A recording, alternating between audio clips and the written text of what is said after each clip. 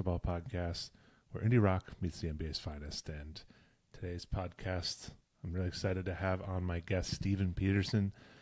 He's the front man of the band Criteria. He's the co-founder of that band, but he also was a very early member in Cursive. He was in the White Octave. He's definitely a staple within that Saddle Creek era from the early 2000s. I'm really stoked to have him on because Criteria has a new album that is dropping in May. And, we'll talk about that. And he's not the biggest on the NBA. He's not the biggest current NBA, but he does have some background in hoops, and I'm going to pull a little bit of hoops out of him. So, we'll have a great conversation. But first things first, let's open up with some music that I've been enjoying. And I'd like to talk about the band Sluice. It's a project of Justin Edward Morris, and he's been quietly and steadily making music since 2019. He's one of those guys that, I'm kind of surprised has never made that next reach in attention. But, that's not necessarily true. He's slowly, getting more listens. He's getting more attention with each release. His last album even got some favorable scores from Pitchfork. Not that that's the end-all, be-all. But he continues on with his new album called Companion that came out just a few weeks ago. Keeps that trajectory moving, and I'm a big fan. It features some really excellent storytelling. I love that really vivid kind of lyrical notion where you're just throwing out some pop culture references. It really feels like it's a song that can only be sung by him. So I'm a big fan when people get very specific in their lyrics. It's very, very vivid storytelling. It's really great. The instrumentation, it's very softly paced, but it's still driving. It does kind of have these moments that kind of range. His vocals are very, for the most part, they're very monotonous and they're low, almost like kind of sing-talky at times, but there's other moments throughout the album where he'll get some range and it gets a little pitchy, but it feels intentional. Sometimes his voice even kind of sounds like, Jason Molina from Songs of Ohio, that very bluesy country sound. And I know I've been talking about twang a lot on this podcast, and this is another fit for that, but it's really interesting, and I think it's a good build on his discography.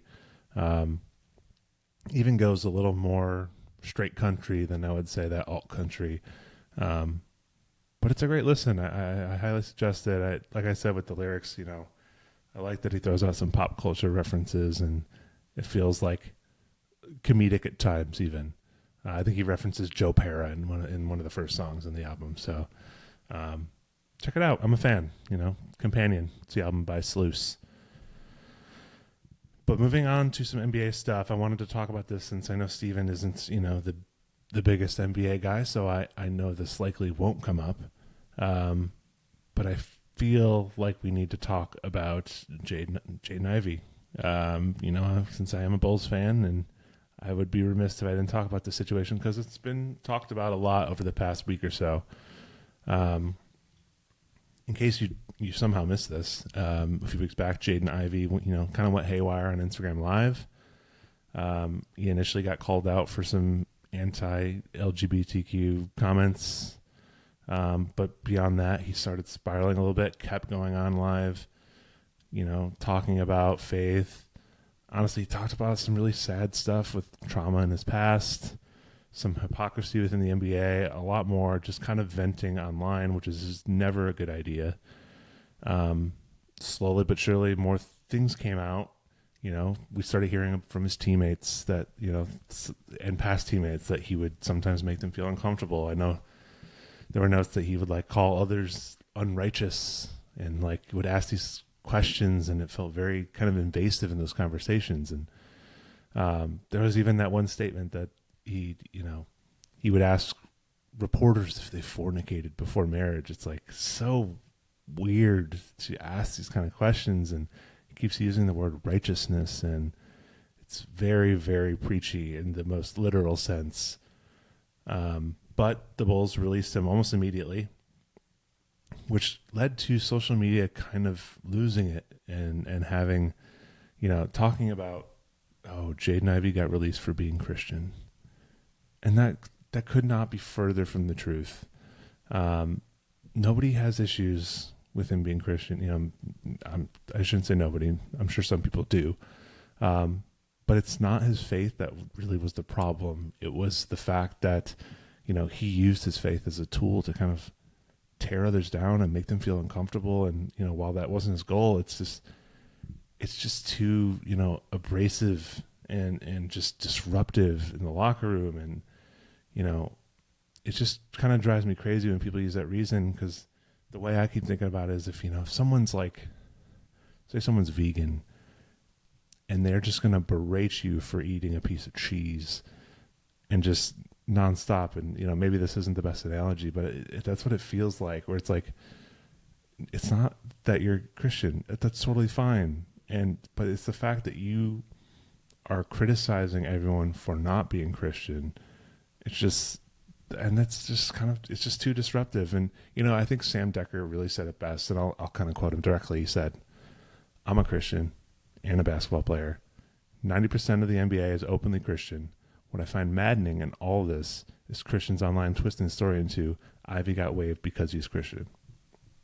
That's just a false statement, and you're pushing drama even further. There are guys that proclaim their faith all over the NBA. It's a shared faith. There are pregame chapel services in every arena where guys come together to worship. There are post-game prayer communities that are visible to fans and cameras. This isn't an intolerance issue by the NBA. Far from it. The league wants guys to proclaim what they believe. With that, you will be fired from any job where you become a workplace nightmare. If you continually disrupt peace and happiness of your colleagues, you will be held accountable. It's as simple as that." And that's 100% how I feel. You just can't be that disruptive. And in any case, the whole situation led to an obviously messy Bulls team. He was waived, and finally the Bulls let go of Arturas Karnisovas, Mark Eversley, the GM and head of basketball operations, and honestly, long overdue, aside from all of this drama. But I'm glad they finally took care of that, and that I don't know where the Bulls are going now, because honestly now this feels like a complete waste of a year, because I don't know that we ever, it's this perennial, we're not rebuilding, but we're rebuilding. So let's see if we actually rebuild and tank or whatever, because the moves they made this trade deadline, which were aplenty, clearly netted them very little in the end. That's all I got to say. I can talk about the Bulls all day, and I think a lot of you guys know this, but that's my take on this. Without further ado, let's just switch over to my conversation with Stephen Pedersen. What's up? What's going on? Not much, man. Thanks for doing this. Thank you for doing this. No, I really appreciate you coming on. I know you're not the biggest basketball fan these days, but it's still fun to talk. When Tito, you must know Tito, presented this to me, I actually felt guilty because I really do love basketball.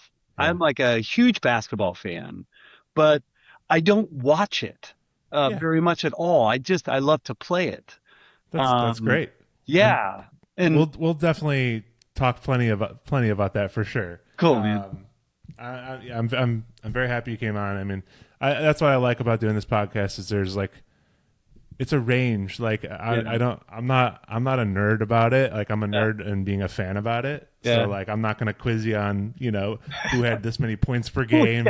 Who's averaged consistently 30 points, 6 rebounds a game for the past 4 seasons.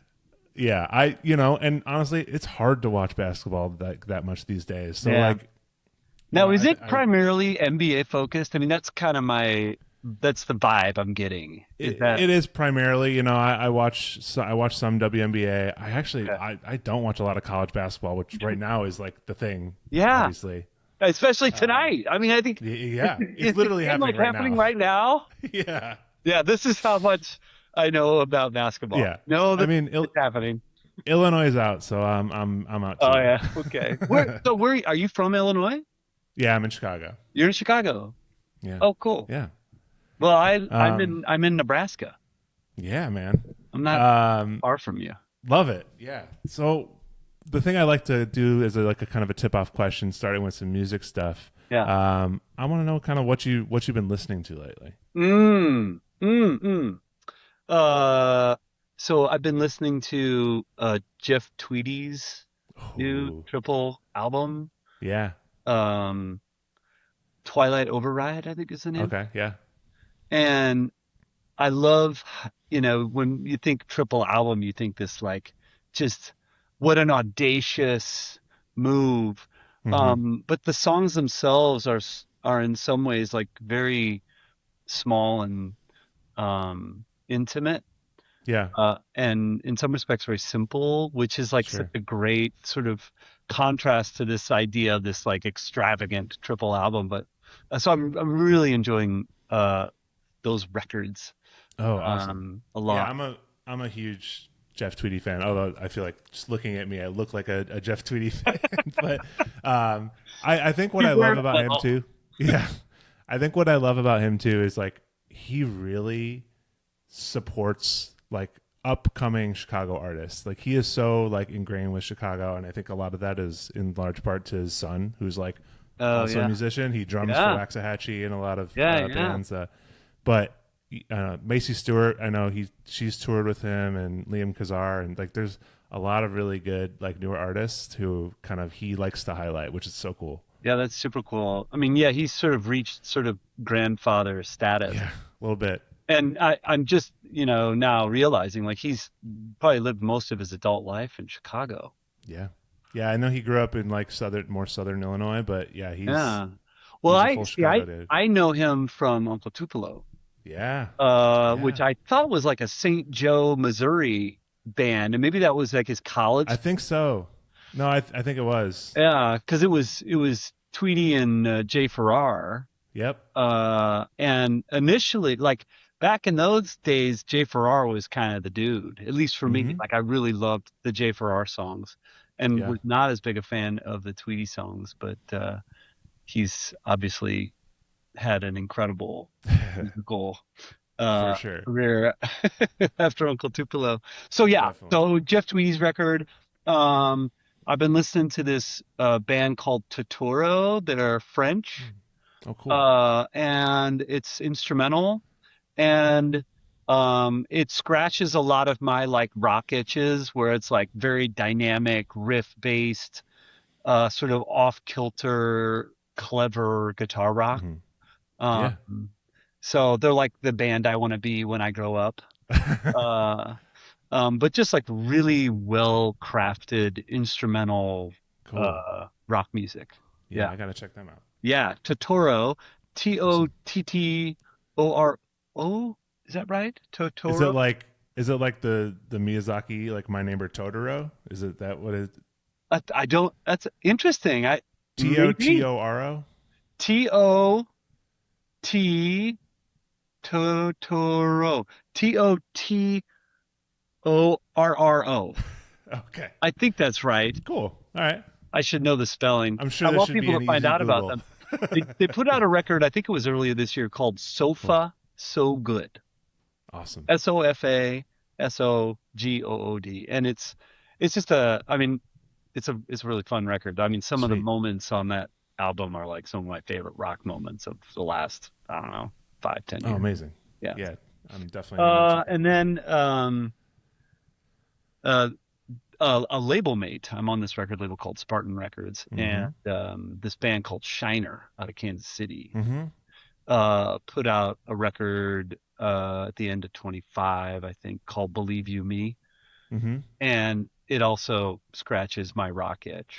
Uh, Totally. I've heard some of the tracks off that album. It's definitely really yeah, good it's stuff. it's really cool. I was really into this band called Chavez, like Mm-hmm. back in the early 90s, like 90, well, maybe mid 90s, 95, 96. They put out two really great records. They were out of New York City. And Shiner kind of carries that torch and delivers like an even more gratifying rock experience than some of the Chavez stuff, which kind of is Cool. be a bit of a tease. So yeah, those are, Yeah. and then during the day I listen to classical music. Uh, Oh, nice. so I listen to a lot of classical music, Yeah. just because it doesn't have words, so I can do my It's job. very easy to get distracted. I usually Yeah. go for like ambient stuff or film scores. Oh, nice. Oh, Yeah, nice. yeah. Yeah. Cool, Cool. man. That's what I'm. Um, What are you listening to? what am I listening to? One artist I was really digging that I put on an album a couple weeks ago is this artist called Sluice. Have you Salute. ever listened to them? Yeah, Is it it's like like S like L E like U? Juice. It's Oh, like Juice, oh, but with SL. okay. Salute. Yeah, it's really good. It's kind of got like a little bit of Jason Molina vibe, like Okay. Songs Ohia, Yeah. but also kind of like comedic in a way. Like he throws out pop culture references and stuff, and Wait.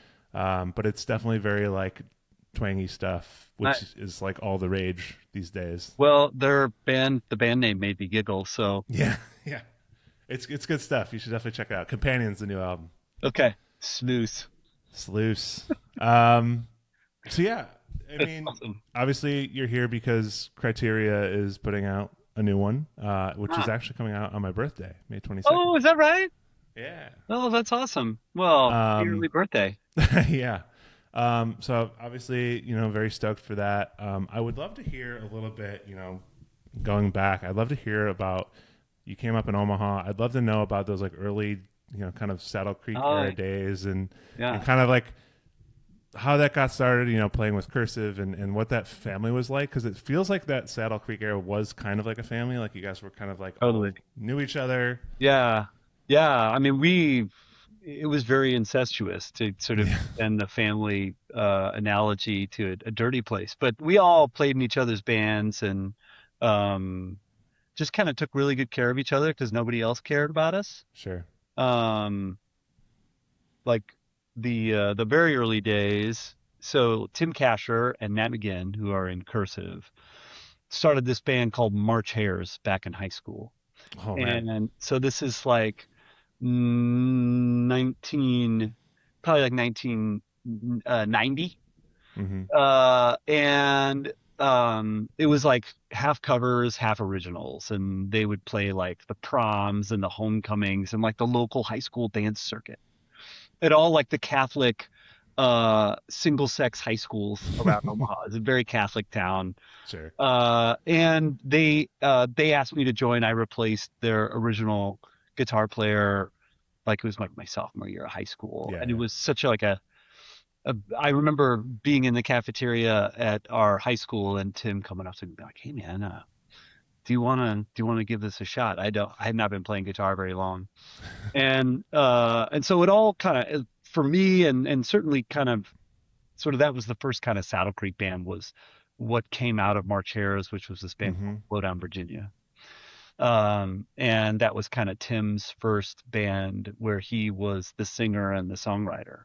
Sure. And no one wanted to put out Slowdown Virginia's music. Like there were all these other little labels in town and nobody cared.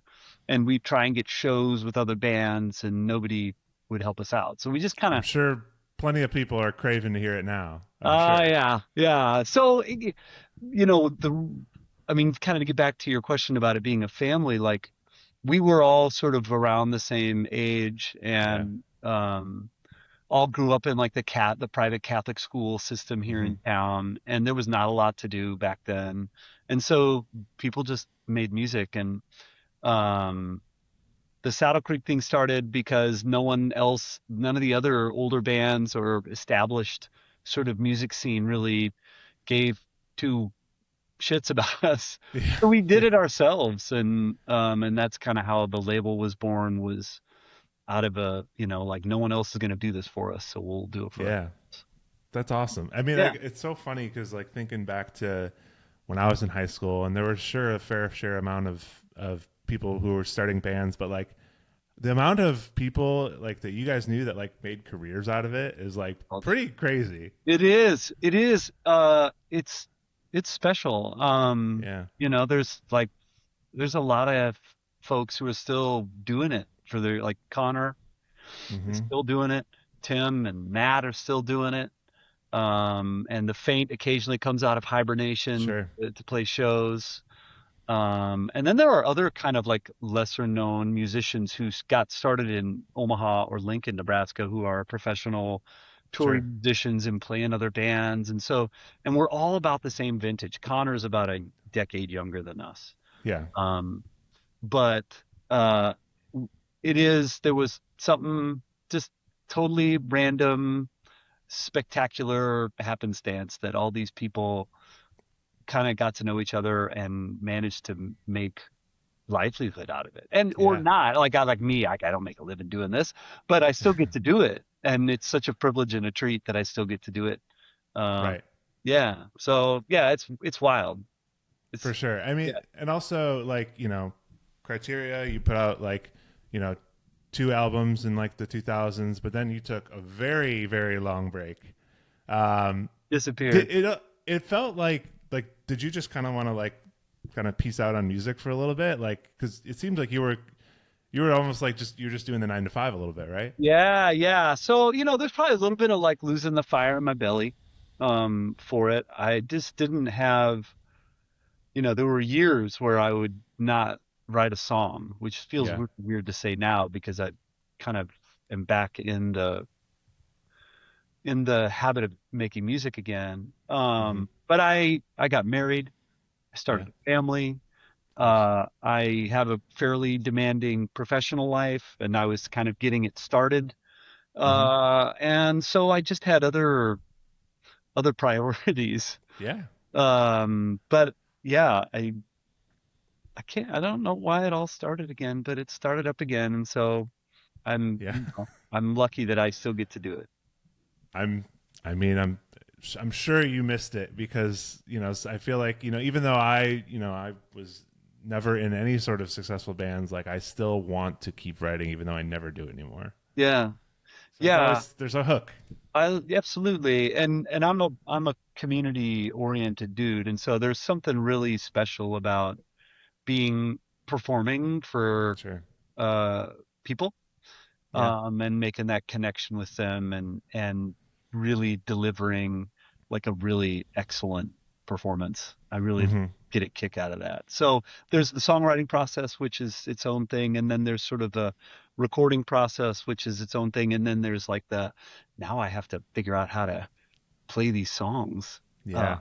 for other people part. Is I guess that was kind of a question I had is Yeah, are you making music now to just to put it out there and like you want the final results? Or are you trying to tour? Are you like yeah, yeah. yeah It's so funny. We talk about, nobody really cares in the context of sort of Saddle Creek's genesis. Like it is hard to find a booking agent at this sure phase of our lives where, we're not going to be out 6 months out of the year. We're yeah maybe we can get 3 weeks.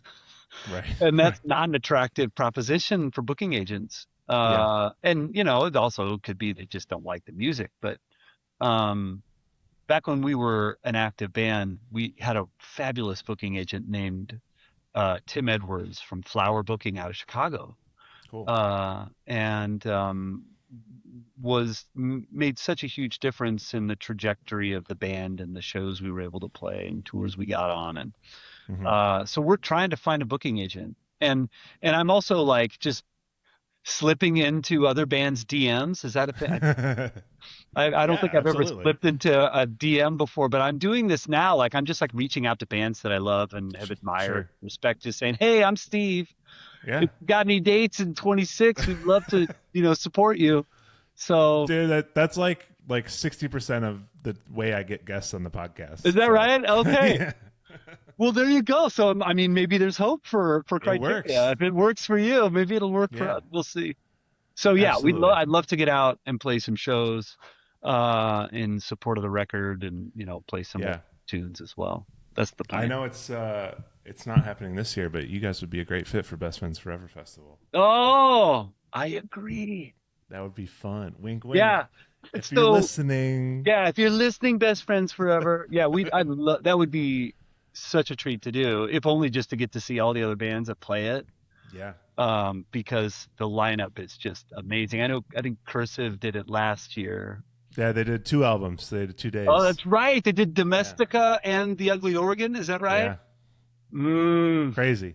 Yeah. What a treat. That's a fun time. I think the first year they did it, it feels like they like major in like a specific label. So like the Mm. first year was very polyvinyl heavy, Oh, and so maybe the next one we get like a bunch of Saddle Creek bands to come maybe. out and Hey, I know like there's some of the lesser bands like Criteria is a little active right now. I think Miva De Nova oh cool yeah is maybe making some music. Uh mm-hmm and there's a couple other artists that were once on a label or associated with the label who are sure still doing it.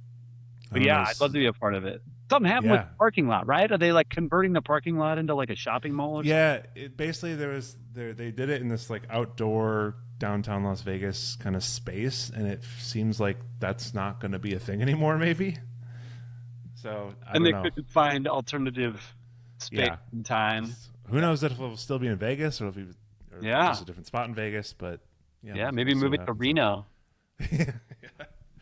It's the aspirational Reno. Yeah, definitely. Yeah. Um, and then I'm kind of talking about the playing shows. Obviously, when you came back with years, tough Yeah. time for that to happen because you couldn't play shows, right?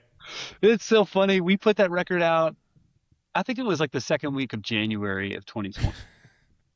And we did go on tour. Like we did a West Oh, Coast okay. Cursive that started like, when was it? When did it start? It started like end of January into February. Hmm. And like half we did the West Coast, and like as we're going down the West Coast, we're like, you listen to NPR in the little minivan we rented, and because we're all just old fuddy duddies with NPR, and you're hearing about like the first diagnosed case of coronavirus, and like COVID-19, and just like it's just like starting to trickle Hmm. into the ether of the United States. And by the time we finished the tour, like half the bandmates on tour went home with COVID, including me. And Oh I should no. say I was not diagnosed, but like I went to a Sure. doctor. They Yeah. didn't, they're like, it's like pneumonia like, and you've got these masses in your lungs. And I was like knocked out for 3 weeks. I couldn't Oh. shake the fever of it. But anyway, yeah, we toured. We did like 3 weeks, and then the world shut down for several years. Yeah. Right. So Honestly, and even touring now, like you mentioned, like I think part of the struggle with that is it's just hard to do now, like in yeah, a post COVID world. Like yeah, it's a struggle to make money yeah. doing it. So I mean, Mike, yeah, I don't know this to be true. I know that several of the venues we played out west, like Slim's in San Francisco, like lots of them closed down. They yeah, didn't make it. And so, I gotta believe that COVID really damaged sort of that indie ecosystem yeah, a little bit. that that relies on sort of, 200 shows a year to make ends meet. Hmm. And, you go a couple years without that income, it, Sure, it's really hard. And so, the landscape has probably changed since 2019. And yeah, obviously, there's all kinds of antitrust considerations with Ticketmaster and sure, Live Nation and all that stuff at the slightly larger scale, right? hmm So sort of that indie band, I could see how if the data could show that like that is really no longer a viable ecosystem for artists, sure. or it's much harder, it's much smaller. Which is a sad thing because Yeah. live music is the best. Oh my gosh. It's only going to get more important, I think. I Yeah. hope. I mean, What's the last concert you went to? ooh. Um, let's see. What was the last concert I went to? I have a concert in my mind, but I want to be sure it was the last one. I think the last one I went to was this band called Clarence Tilton, and they're like an Ooh, alt country band in nice. Omaha. All right. That I got some buddies in, and they're fantastic. They're like Sweet. just a bunch of like virtuoso musicians and great songwriters. So yeah, I Yeah. went to a Clarence Tilton show. All right. Yeah, it was Love it. pretty great. But yeah, if you guys come to Chicago, you can count on me being there, man. Well, cheers. Look, I really, no offense to the West Coast, but I really want to get east if I can. Yeah, yeah, And there's no way we go east without hitting Chicago. love it. Yeah, Love to I'd hear love that. love to get back to Chicago. Yeah, we did a really fun tour with Smoking Popes, and have played the Empty Bottle and the Metro a whole bunch of times. Hmm. And way back in the Great day, venues. they'd like, what was the bowling at Fireside? Fireside Yeah, Bowl and the Beat Kitchen, um, and I love playing Chicago. Great, great. yeah, yeah. All Yeah, venues still open, but Fireside doesn't really do many shows these days. Occasionally yeah. they'll do one. Is that right? They'll still do a show occasionally? That's wild. I saw Appleseed Cast there maybe like 5 years ago or something Oh, like that. awesome. Yeah, it was Well, fun. yeah, I have very fond memories of those Oh uh, yeah, those Fireside Bowl shows. Those were sweet. awesome. Yeah. Um, why don't we talk a little bit about basketball? Where do you want to go? uh, Where do you want to go? so You want to find I out know how I you fell in said love you're with not. basketball? How you what? How I fell in love with basketball? I actually would. I'd love to know, like growing up, what Yeah. was basketball like for you?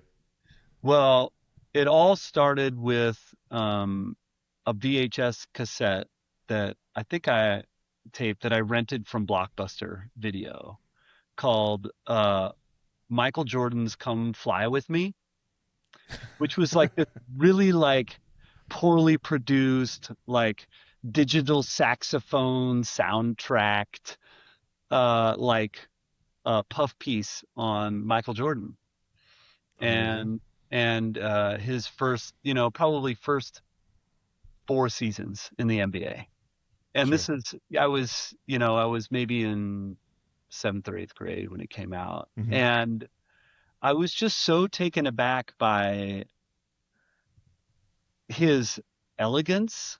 It's such a weird word to say for like a hyper competitive like athlete, but I had never seen someone be so just his virtuosity was so like apparent to me, and just this Hmm. elegance to his game that I just Yeah. thought was so beautiful. And I wanted to, I mean, his vertical, like just the way that he moved in the air and the way he controlled his body, I just thought it was incredible. I mean, it didn't even really have to do with basketball. He could have been like a Sure. football player or a ballerina, or, you know, I think whatever he had done, I would have been captivated by it if he had brought that same sort of elegance and virtuosity to it. I I just thought it was incredible. And so I wanted Yeah. to, There's a gracefulness to the way oh, he played. absolutely. And you combine that grace with an absolutely like indomitable competitive spirit. And Hmm. it was just, he just was a singular, captivating force in my, young teenage mind. Yeah. Um, so I worked really hard on my vertical leap. I didn't play basketball until like the summer of eighth grade. And like Did you wear the shoes with like I the wore weights the on the shoes. toes? I don't know how I got a hold of them, but I got the strength shoes with the Oh, platform in the amazing. front. Yeah. And I did lots of like plyometric exercises, and I'd sit up against the wall and I'd do like backboard touches, all all with the goal of being able Yeah. to dunk a basketball. Like Did you get there? I want to be able to dunk. Um, Did you get there? I did.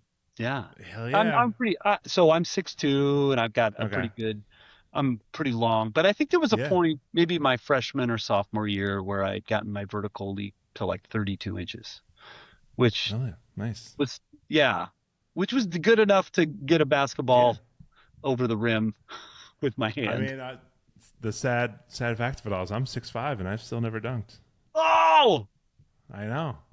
6'5". I I But know, did you, man. I mean, but so did you I didn't play? train for it. No, Yeah. I played, but I was more focused on getting boards and Yeah. setting screens and being the big man, not Yeah. trying to drive it and get dunks.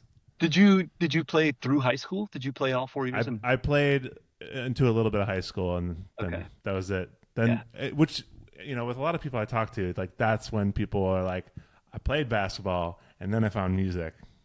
and then they switched. That's what it Same. is. Yeah. Yeah. So for me, it was a lawn business that my brother and I started that kept me mowing through tryouts, and Mm. that I got asked my sophomore year to join this band.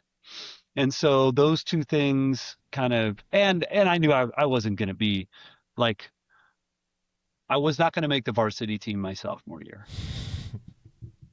And that's Yeah. kind of all you need to know that there was no future for me in basketball, in like organized basketball. Hey, you Uh, never know, man. Are there any big players out of Omaha? um, there were a couple. Yeah. There were a couple NBA dudes. There was a guy Sure. named Eric Strickland who played in the NBA for a Oh little yeah. while. Sure. And who else? There was a handful, but nobody who really had a huge impact. Well, Sure. obviously we got Creighton here, and so we had some Mm-hmm. folks from Creighton who went on to play in the NBA, and um, we had a semi-pro team for a minute called the Omaha Racers, and they Okay. arrived like right at the same time that I was really into basketball. So I'd go to like Omaha Racers basketball game. It Ooh, was like nice. CBA, Yeah, yeah. and the main dude on the Racers team at that time was a guy named Tim Legler, who's now like Oh an yeah. analyst. Yeah, like He's like the college basketball guy. Yeah. he's the dude, right? And so Yeah. he was like the MVP of this professional league, and did it as a I think as a pacer or a racer, yeah, as an Omaha Sure. racer. Amazing. Uh, yeah, which was like it was bought by Omaha's a big like telemarketing town, or at least it was, Oh, because oh, we all don't right. have a discernible dialect. We don't, we're not Southern, we're not Mm. Northeastern. Um, and we had lots of telecommunications infrastructure because of Air Command. So, it just was like this perfect primordial soup for call centers. And this So funny. guy, I think his name was Steve Eidelman. He was like the call center king, the telemarketing king of Omaha, and he bought this team and brought it to Omaha from like Rochester, Minnesota or something. Anyway, That's so so funny. That so seems we've like had a storyline from like the Fargo show or something. oh totally. Oh my God. You could totally like there's a script in there somewhere. Yeah, yeah. There's like a 9 episode show that We got to who write it. Yeah. yes, let's do it. The story of Oh, Tim Legler, the yeah. leg. So, I mean, other than the racers, obviously Omaha doesn't have a professional sports team. Like, what teams were people watching? Well, I mean, we were watching the Bulls, dude.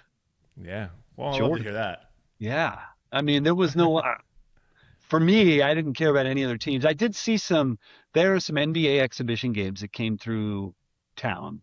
So I got to Hmm. see um, the Lakers versus the Suns.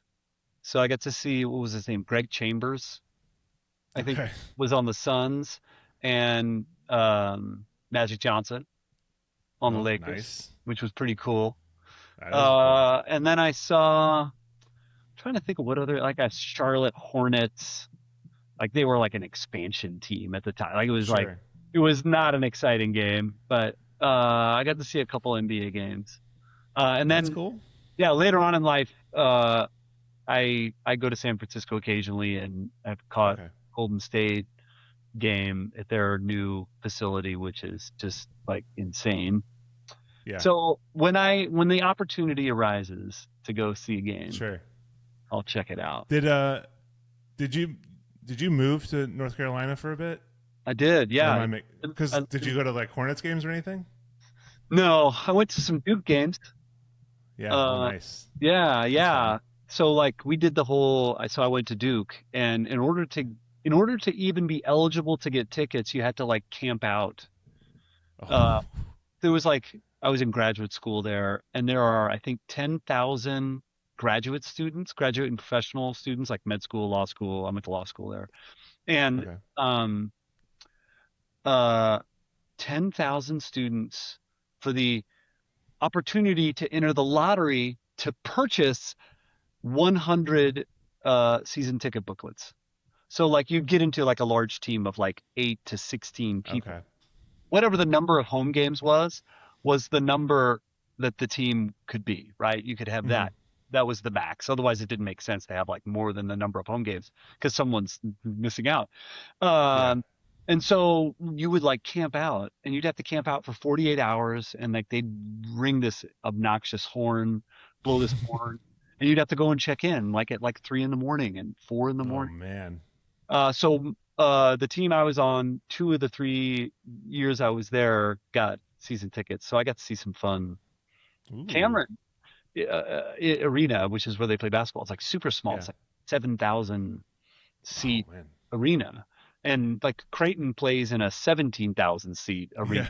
You're, you're seeing this like storied elite college basketball team play like in a, what is looks like a Division 3, is the size of like a Division 3 Which basketball. is cool because it's almost like when you get to see the big band play in the small venue. Yeah, It's great. totally, man.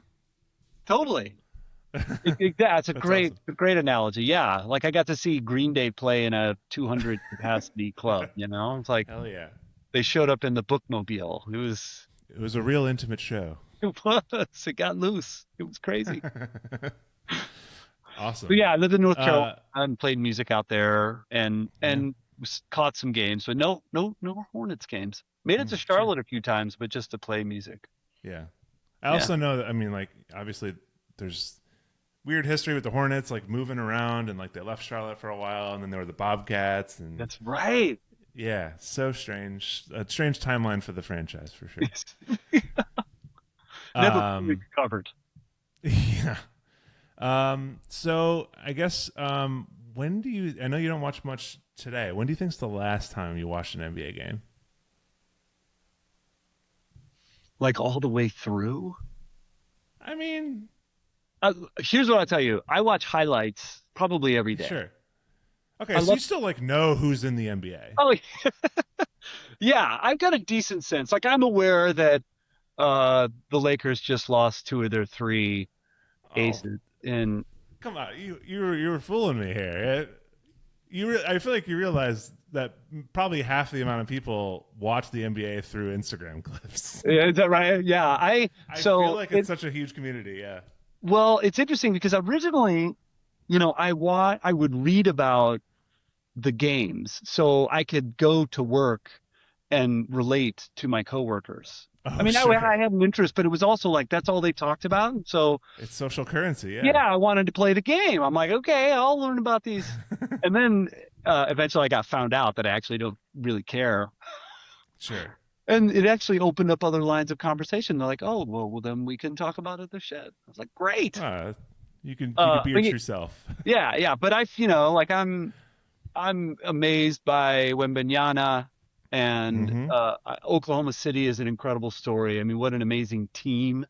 Yeah. And obviously they have a superstar player or two. But I think their team ball is Yeah. exciting in the way that Golden State's team ball was exciting, you know, 8 years ago. Sure.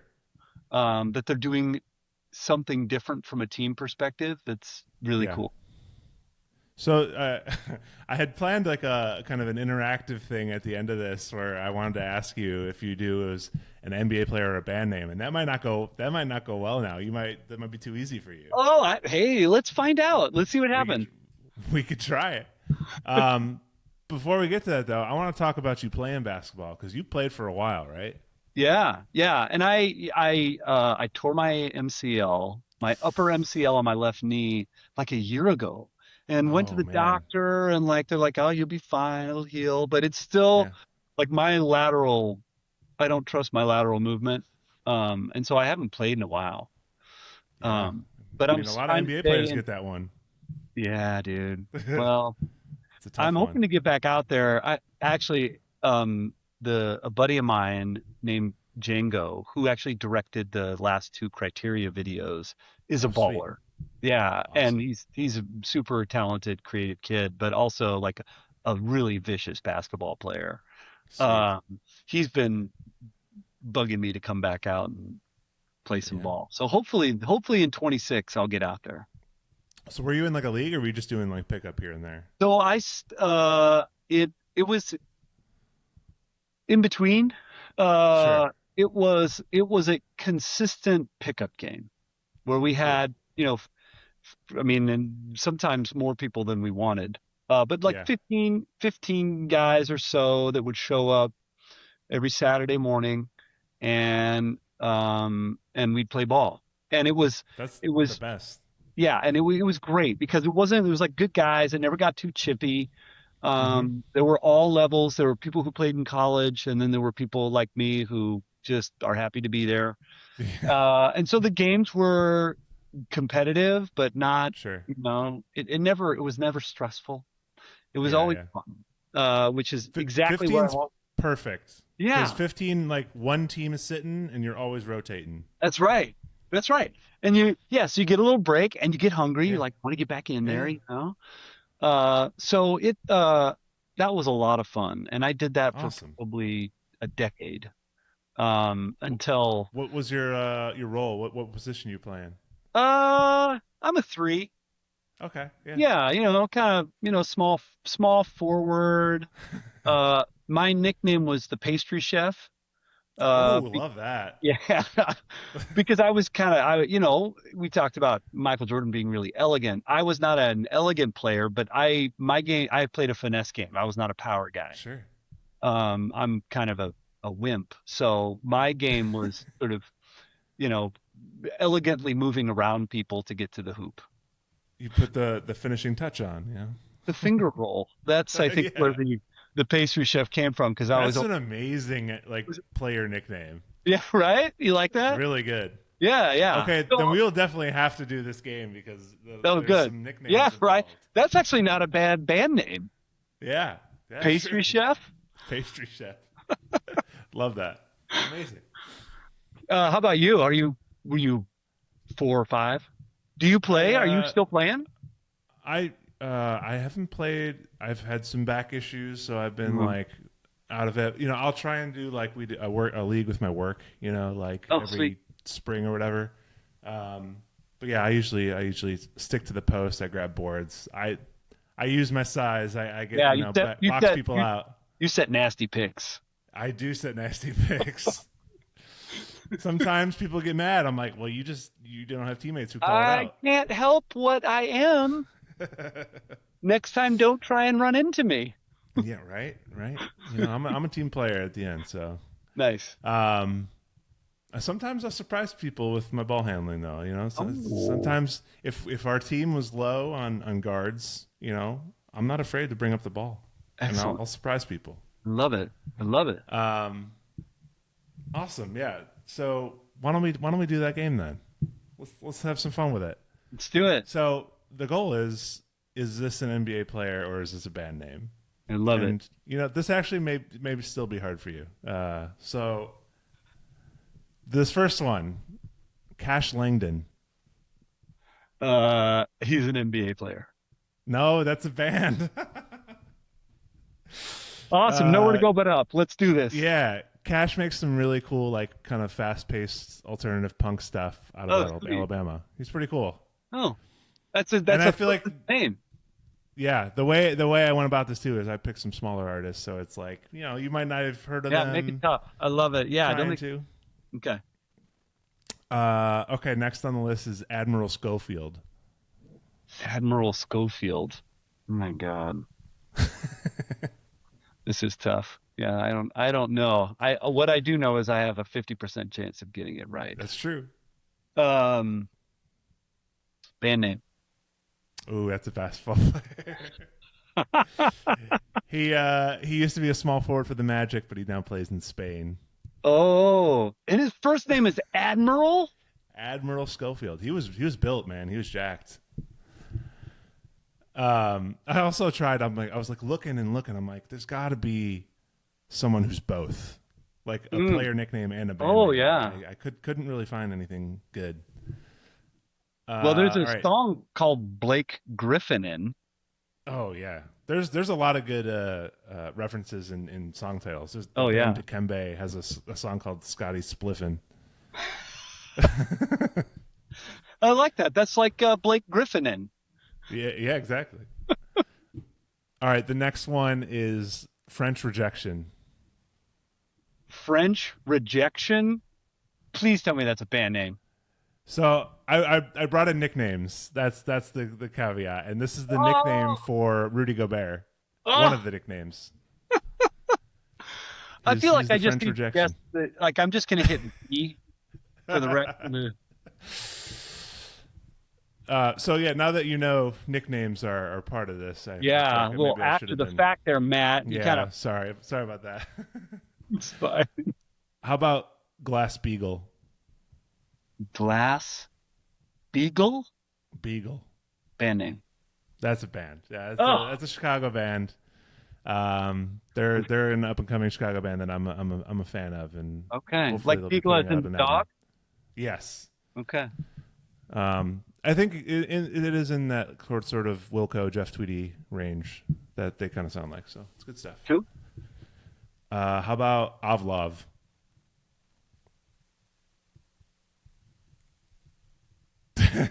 Of love. Avlov. And can the NBA player just can you could it just be a last name? It could be. NBA player. No, it's a band. Ah! That is it's a band from Connecticut that's kind of got like this built to spill sound. They're Oh, probably one of the more known bands that I put on this list. But okay. they're solid. Ah. All right, the last one is Time Lord. I love that I'm getting these wrong. Like it should be obvious that there is no one named Time Lord, Of course. No, that's right? someone's like government name. Exactly. But it could be like the French Rejection, right? It could be like that, yeah. Yeah, but I get French Rejection because Gobert was a center and he blocked shots, right? Right, So of that makes course. sense. Time Lord, that's like the guy who gets called for 3 seconds all the time, right? Like that's not you don't want that nickname. Time Lord. It's True. a band. Is it a band? No, it's an NBA Who is it? uh, he's a big man, Robert Williams III, and so I had to look up why he was called Time Lord, and Yeah. apparently he missed his like introductory conference call in flight, and all of like the Celtics fans said that he was just operating on a different timeline. There you go. He's the Who Time knows where Lord. they come from? You can't choose your own nickname, but it is a cool nickname. Yeah. Well, yeah, I didn't choose pastry chef. Yeah, Pastry Chef also. Yeah, sick band. It's a good Yeah. band. Amazing band. Yeah. Have you heard their new album? It's Oh, incredible. it's good. Yeah, it's definitely a good vibe. Well, I appreciate you. You know, going along with that. You bet. I That look, was I've the set a first time really I've low actually bar. tried that game. Yeah. Also, just in general, thanks for coming on and talking Yeah. basketball and talking music. Yeah, dude. Thanks for It's been a chatting. pleasure. Cheers. Nice to meet you. Absolutely. All right, that's going to be it for this episode. Thanks so much to Stephen for jumping on the podcast. Make sure you check out the new Criteria album, Seas. That's going to be out May 22nd, my birthday. Thanks again for listening so much. If you want to support indie basketball, we're on patreon.com/indie basketball. If you support there, you're going to get an extra half-court session, which we're going to kick up very shortly. We got some good sessions this year. You're going to get a monthly playlist. You're going to get discounts on our merch. And most importantly, you know, you're a member of our community, and you're helping us keep doing the things that we love to do. You're helping us make more half-court sessions. Anyone who supports, I'm very greatly appreciative. So that is at patreon.com/indie basketball. Otherwise, follow us on Instagram, Blue Sky. Join our Discord community. Join the conversation. Thank you so much for listening. I'll catch you next time.